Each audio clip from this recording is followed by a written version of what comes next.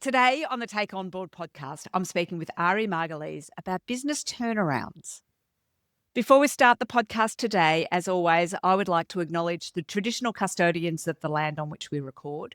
For me, I am on the unceded lands of the Wurundjeri people of the Kulin Nation, and I pay my respects to elders past and present. I also pay my respects to any First Nations people who may be listening today. I acknowledge their continuing connections to land, waters, skies, culture, and country. I support Voice, Treaty and Truth for Aboriginal and Torres Strait Islander peoples in Australia, and I encourage others in the Take On Board community to do the same. Now, let me tell you about Ari. Ari is on the boards of Ari is on the boards of Palliative Care Tasmania, and she's Deputy Chair of Women's Health Tasmania and the Community Advisory Committee of Red Nose Australia. Ari is a global economist, non-executive director and board advisor with a track record helping ASX, private and purpose-led organisations navigate disruption and deliver measurable value. She's driven over $110 million in outcomes, a 5 to 10% profit uplift across sectors such as energy, health, government and aged care. Ari helps boards and senior leadership turn complexity into clarity. Whether managing regulatory change, financial pressure, emerging technologies like AI, or internal misalignments, she designs decision systems that make tough trade-offs visible, oversight effective, and strategy executable. She'll tell you what's ahead, show you the red pill or the blue pill, and help you choose the best possible next step. Oh, Ari, yours is the voice the boardrooms need, or indeed maybe that the Take On Board community needs. Welcome to the Take On Board podcast. Thank you very much, Hallie. It's great to be here. It is awesome to have you back, actually. I should remind people, Ari's been on the podcast previously. What was it? Episode 225, way back in November 2023, talking about risk and strategy and aligning those things. Always has heaps of wisdom. I am very keen to dive into the business turnarounds conversation, but as always, I'm going to dig a little bit deeper. Last time we did your background and heard all sorts of magnificent things. Folks, go and listen to episode 225. This time, Ari, I would love it if you could just tell us something that you're proud of from the last month or so. Well, I'll share something that I'm extremely proud of that just happened yesterday. So yesterday, I went to Canberra, and I was involved in a project. I've been involved with Red Nose for several years, on the Community Advisory Committee, of which I'm a deputy chair, but also on several projects and initiatives, internal initiatives they have. And one of them is called Healing Through Communities. And basically our goal was to make sure that whatever resource, bereavement support resource, is reaching the minority groups, which includes rural families, migrant families, young people and parents under 20 years old, people of cultural and linguistically diverse backgrounds. And we launched this amazing set of resources with the Assistant Minister, Rebecca White. And I was there on my capacity as a lived experience as a bereaved mom, but also as someone who was involved in the project. So it was absolutely fantastic being in Canberra and introducing and presenting this resource and hoping that it will help other families around the country. Oh my goodness. Look at you go. That is fantastic. Oh, I love it. Yeah, it's a really big, it's something that's not really very discussed, but there are 6 stillbirths a day in Australia. That means every 4 hours there's a family that goes through it. So they can have any background, they can have an accent or have a different race. And what we want is really for no matter your background, no matter who you are, where you come from, you have picked Australia as your home and you deserve the same level of support. Absolutely. Chosen Australia as your home, or indeed, I'm imagining occasionally people are just here, even if Australia is not their home, they might be passing through Australia. I mean, it can happen at any time to anyone. It's not always at home as well. So knowing where to access resources in your own language in your own way. So important, Ari. Thank you. Thank you for the work you're doing there. I know it means a lot to you personally, but it means a lot to all of the families. I was going to say women, but it's families actually, all of the families that need it. And I hope families don't need it. I hope nobody ever Yes, needs it, but we know that they do. So, you know, that's exactly right. Yeah. oh, thank you. Oh, well, Superwoman Ari, with all of your very many skills around risk and around strategy today, and community advisory and all of the amazing stuff that you do, today we're talking about business turnaround, something different yet again. And for many boards, again, it's not quite the same level, but I would hope actually, well, maybe I'll ask this instead of putting it down. Like often, I think business turnarounds are seen as a negative thing, but they don't have to be. So what I was about to say is, oh, I hope boards never have to deal with this. But in fact, it doesn't have to be a negative thing around a business turnaround. It might be, but it doesn't have to be. So, Ari, where should we start this conversation about business turnarounds and what boards need to know? I think the main thing is that turnarounds, when you think of turnarounds, you should not only think about financial Yes. turnarounds, financial crisis. They're really about Mm, restoring alignment and mm, confidence. It's around a mismatch between strategy and execution. It doesn't mean that, the strategy was bad necessarily, but it's really not able to execute on your plan, on your strategy under pressure or if something happens. So that's yes. when you have to take one step back and say, maybe we need this approach needs to be more systematic. So there are some fundamentals of the company, they're misaligned, and we need to do something about that. Interesting. Okay. So what might boards notice in this misalignment? What might be the I'm not sure if I like this saying to be honest, but what might be the canary in the coal mine? What's the first little whispers the boards could be going, "Oh, I need to really pay attention to that." All right. So there are a few things, and hopefully when it's picked up, it's still internal rather Mm, than an external yes. evidence or sign. So you look at declining performance, that's both financial and operational, Mm, regulatory, but it's just continuously, you see the graph and it just keeps going down. yes. You also have strategic drift. So the organization starts to systematically not be able to deliver on their strategic objectives. Mm, So you're missing KPIs, you're missing the targets, because again yes. and again, and it becomes more common. One thing is to have a deviation. The other thing is just it becomes systematic. The other Yes. thing, you start to have a disconnect between board and executive. You start seeing some negative signs around culture, staff dissatisfaction. So these are some of the, I guess, early signs that it's something is happening.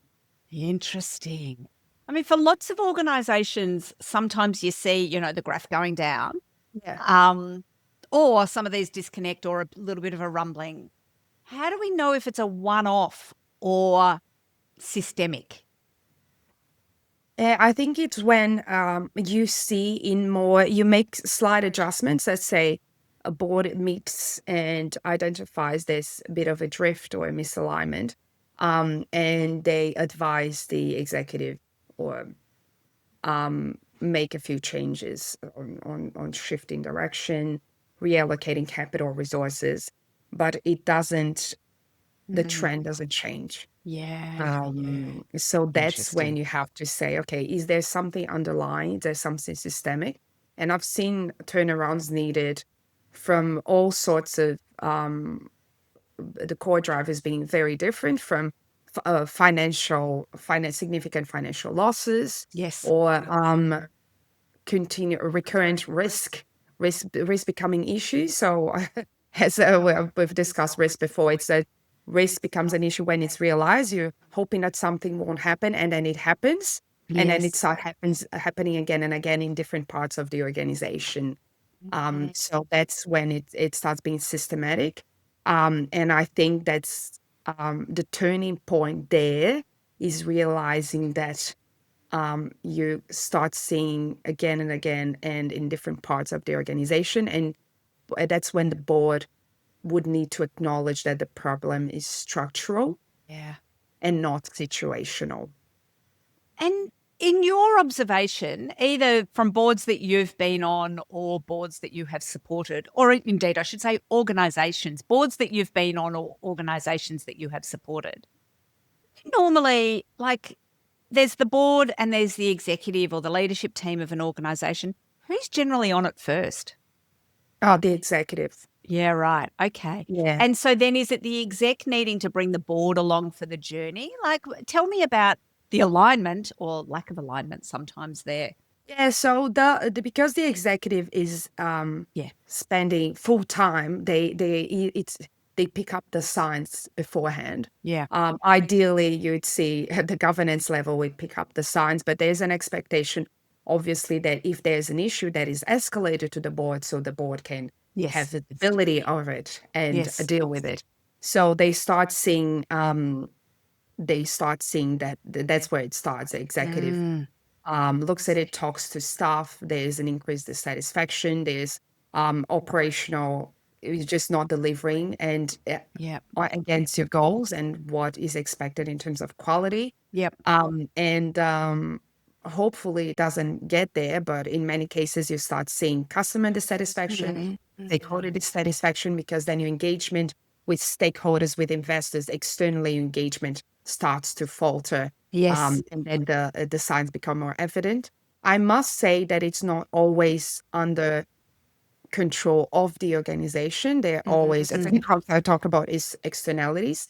They're Okay. things that are out of your control. So you have, when you're dealing with any risk to the organization, there are things that you are under your control, and then you have controls and responses and you manage it. And in other cases, something that is happened Yes. to you, like, for example, COVID Yes. or for example, artificial intelligence. So we have AI being a significant shift. If you acknowledge there's something happening and you need to act on it, then a turnaround is not needed. But let's say in a few years, nothing is done, and then operational or performance starts to decline, and that's when you have to do something more significant about it. Yes. Yeah. Okay.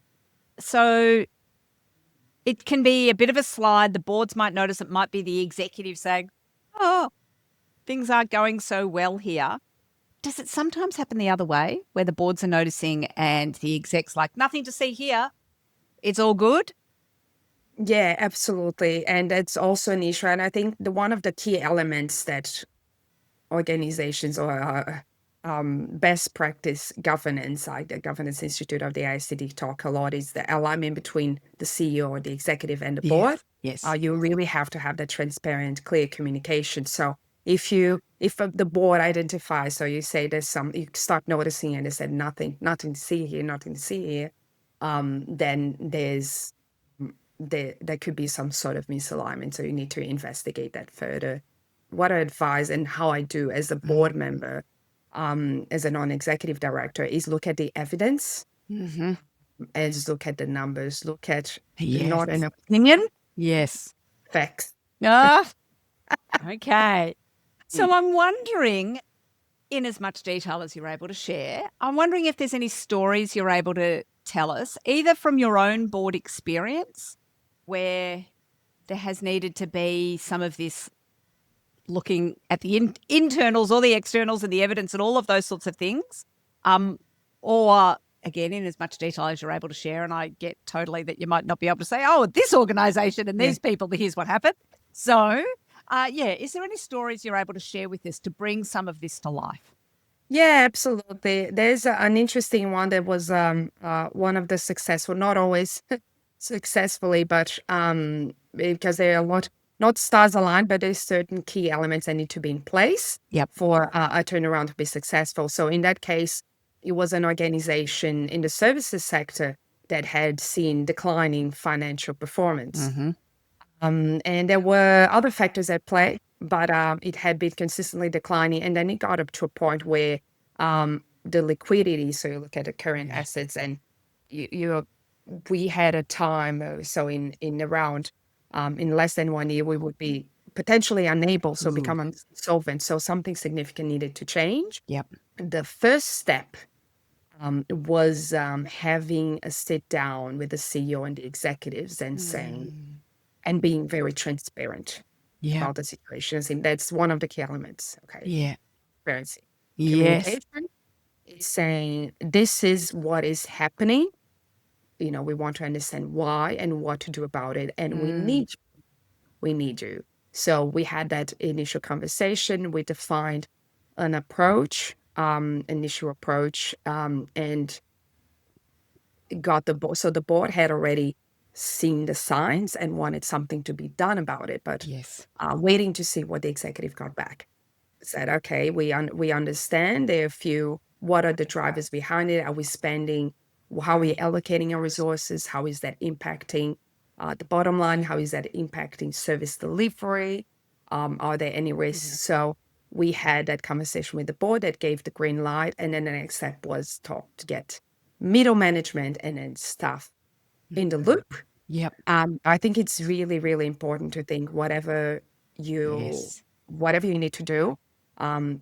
One essential element of it is change, but it's culture. Yes. And it's getting stuff on board because they are the ones that are there every day that get Yes. things done. Yes. And if they don't know what is happening and what they have to do, then there won't be a shift. There Mm-hmm. won't be, I guess, a significant or a sustainable shift. It Yep. will be just be execute. Why? You just need to execute. That's not how dogs function or Yeah. kids. Yeah. Yeah. But it's really, this is what's happening. We want. It's not necessarily you have to share absolutely everything, but share what they need to know, what Yeah. they absolutely need to know to support and give them some ownership. So that was the next step. The staff mobilized, so that there were a series of actions. I was an interim executive. We managed to get the staff mobilized to do some changes, almost like a task force. Quick wins, but really a few structural changes, ongoing control at the board level as well. More, and I think it's not I guess good practice doesn't the board when there's a turnaround or something significant needed, it doesn't mean that you're dead, fully operational or on the ground. I would call it strategic intervention. Um, so you're really deliberate about when to really dive deeper. Sometimes it's necessary, but not always you need to. Again, going back to the culture, and ownership and transparency, it's you need to trust the team. You need to have that transparency, but you need to trust the team. And if that's not in place, that's one of the other elements as well, the trust. When that's not in place, then and you're really not able to get the turnaround done. But it's you're a bit more hands-on, but being very deliberate about it. Unsurprisingly, some trickiness in there. The business needs to do some sort of turnaround for whatever reason. Absolutely, I agree wholeheartedly, needs the culture in the organisation to be in place and the trust and the transparency to be in place. What if there's not? What if, for whatever reason, you're going to staff and saying, "Oh, this is happening, and we need to do X, Y, and Z," and I don't know, the culture and the trust and the transparency, the foundations are not in place. What happens there? Because I imagine that happens, right? Yes, it does. Yeah. Yeah. So you really need to understand the root cause. So ask the questions Mm, until you get to yeah. what is really behind it. Yeah.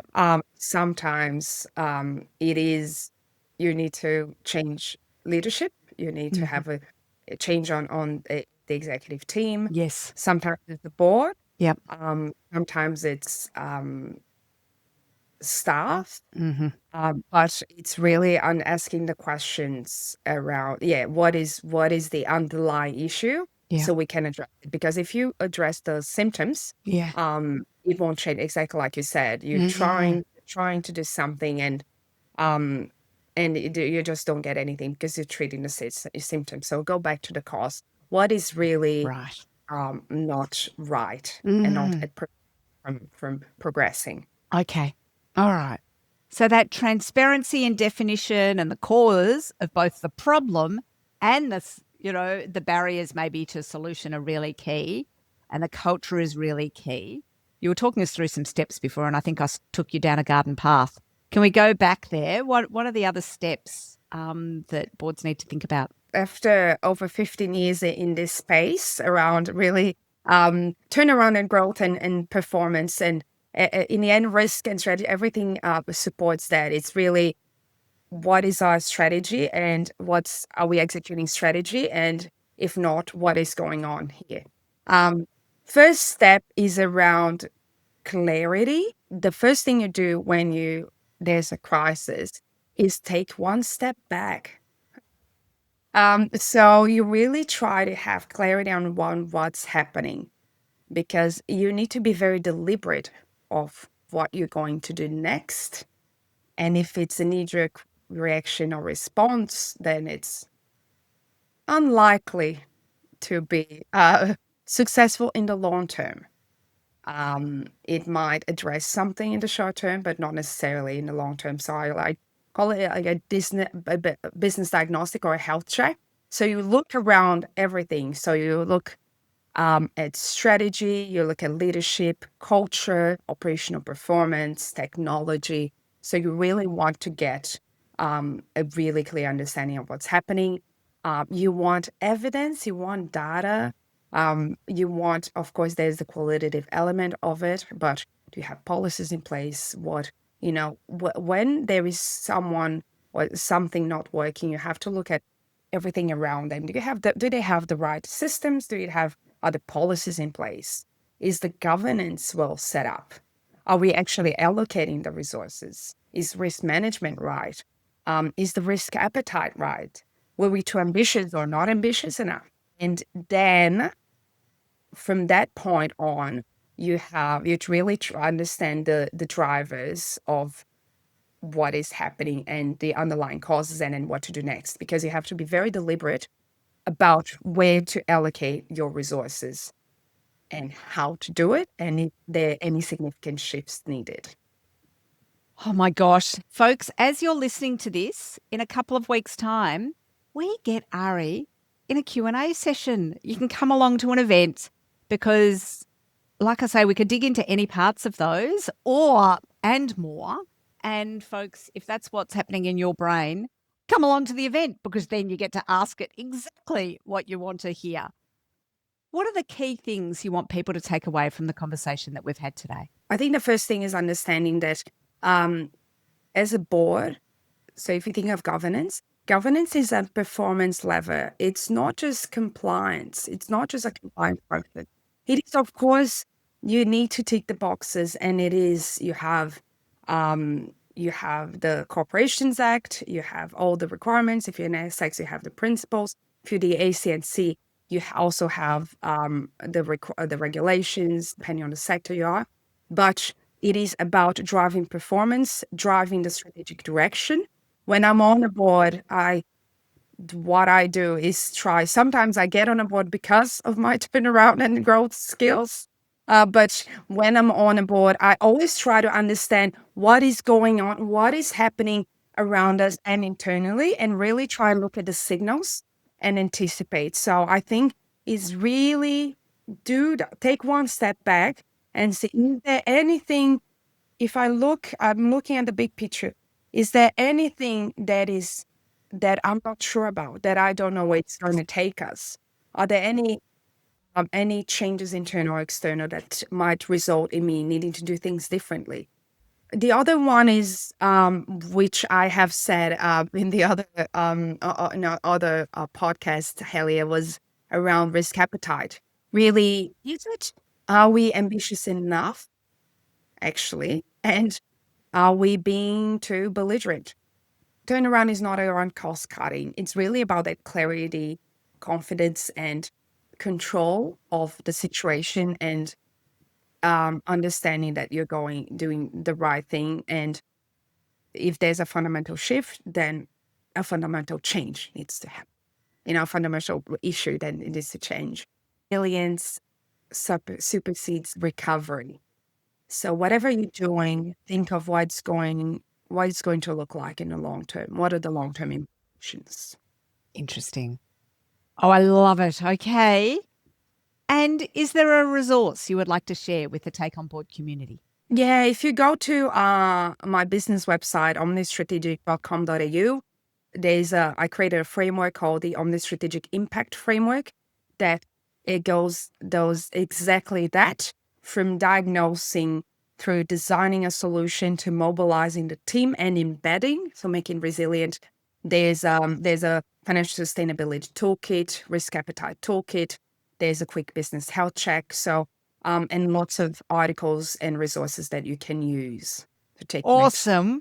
We'll also put a link to the event in the show notes because, as I say, if this has prompted some pinging in your brain about questions, come along to the event and we'll make sure that resource is also shared with people who are coming along to the event. Oh, Ari, thank you. Thank you so much for coming and sharing your wisdom with the Take On Board community today and in a couple of weeks' time at the event and previously on the podcast talking about risk and risk appetite. You are a superstar. So thank you so much for coming and sharing with us today. Thank you so much, Helia, for having me. And hi to the Take On More community. Thank you.